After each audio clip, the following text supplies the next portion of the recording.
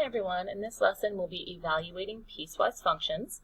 So a piecewise function is basically a function broken into different parts based on the different parts of the domain or the x values. So to evaluate a piecewise function for a given value of x, first you have to figure out which domain the x belongs to, and then you can decide which part of the function to use. So our first example is shown to the right.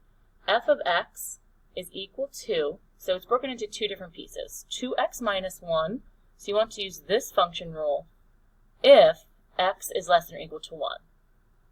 But then you want to use the function rule 3x minus 1 if x is greater than 1. So first we're going to evaluate f of x when x equals 0. So your first step is to figure out when x is 0, does that fall into this domain or this domain? So is 0 less than or equal to 1? Or is it greater than 1? Since 0 is less than or equal to 1, that means I'm going to use this top part of the function. I'm going to use 2x minus 1. Okay. Now, evaluating functions we did at the beginning of the year, so you're just substituting this value, 0, in for x. So the way we write it is f of 0 equals 2 times whatever x is, so in this case it's 0, minus 1.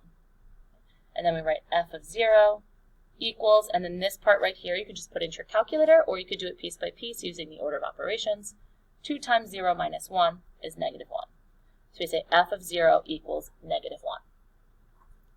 Now I'm going to evaluate f of x when x equals 1. So now we have to figure out which part of the domain x equals 1 is part of. So is it less than or equal to 1, or is it greater than 1?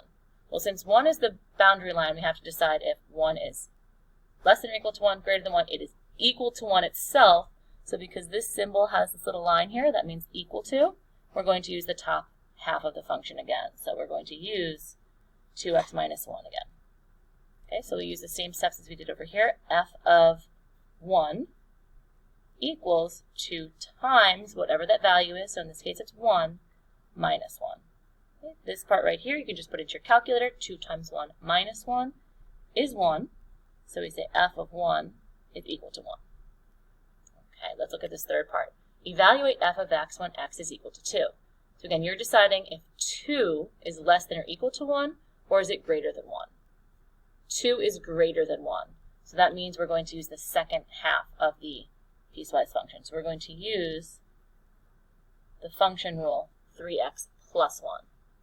So when I substitute the value 2, so f of 2, I'm no longer using 2x minus 1, I'm using 3x plus 1. So 3 times 2 plus 1, just type that into your calculator, and you should get 5.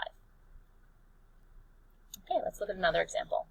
I have another piecewise function that's broken into two different rules. You're going to use the top rule if x is less than or equal to 4. You're going to use the bottom rule if x is greater than 4. Okay, so first you want to decide when x equals 10, is that less than or equal to 4, or is it greater than 4? Hopefully you said it's greater than 4, so we're going to use 2x plus 7. Okay, so when I substitute the value they give me, so if I substitute 10, I'll do 2 times 10 plus 7, type that into your calculator, and you should get 27. So f of 10 is equal to 27. Okay, now we're going to evaluate f of x when x equals negative 1/3.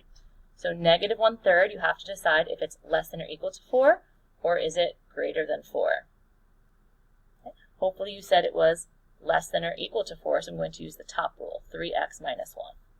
So f of negative 1/3 equals 3 times, substitute that negative 1/3, and subtract 1. Just type that into your calculator, and you should get negative 2.